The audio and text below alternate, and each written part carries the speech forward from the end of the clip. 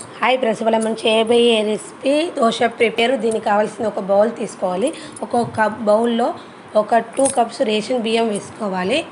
దీన్ని మనం రేషన్ బియ్యంతో చేస్తున్నాము. 1/4 కప్పు పెసరపప్పు, కందిపప్పు కలిపి వేసుకోవాలి. 1 కప్పు మినపప్పు, 1/2 కప్పు శనగపప్పు, 1/2 స్పూన్ మెంతులు వేసుకొని ఒకసారి ఇదంతా కలుపుకోవాలి. పొడిగా కలుపుకున్నాక ఈ బియ్యాన్ని అనేది 2 టైమ్స్ కడగాలి. బియ్యం అనేది ఎంత బాగా కడిగితే మనకు దోశ అంతా సాఫ్ట్గా వస్తుంది. వీడియోలో చెప్పిన విధంగా కడుక్కోండి. మనం పప్పులతో చేస్తున్నాం కాబట్టి దోశ అది హోటల్ స్టైల్లోనే ఉంటుంది. దోశ అనేది టేస్ట్ బాగా వస్తుంది.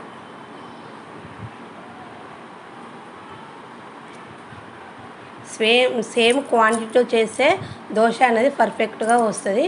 మనం 2 టైమ్స్ కడుక్కున్నాక దీని నిండా వాటర్ పోసి దీన్ని ఒక 4 అవర్స్ నానబెట్టాలి.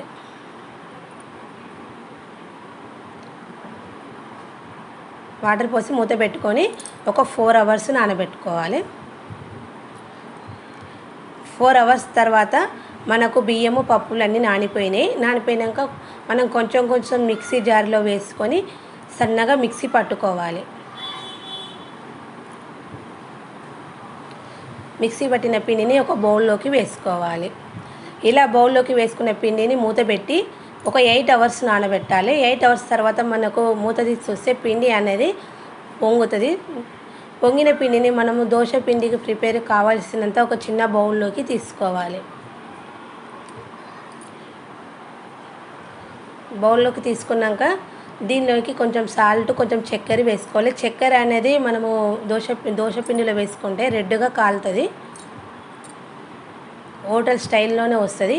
తర్వాత స్టవ్ ఆన్ చేసి ప్యాన్ పెట్టి మనం కొంచెం దోశపిండి వచ్చి స్పూన్తో వీడియోలో చెప్పిన విధంగా అట్లా అనాలి. ఈ విధంగా అన్నాక దీనిపైన మనము కారం చల్లుకోవాలి. కొంచెం ఆనియన్స్ వేసుకొని చుట్టూ నెయ్యి వేసుకోవాలి. ఆనియన్స్తో చేసుకోవచ్చు, ఆలు కర్రీతో దేనితోనే చేసుకోవచ్చు. నేను నెయ్యితో చేసుకుంటున్నా. ఎంతో రుచికరమైన నెయ్యి కారం దోశ రెడీ. Bye friends.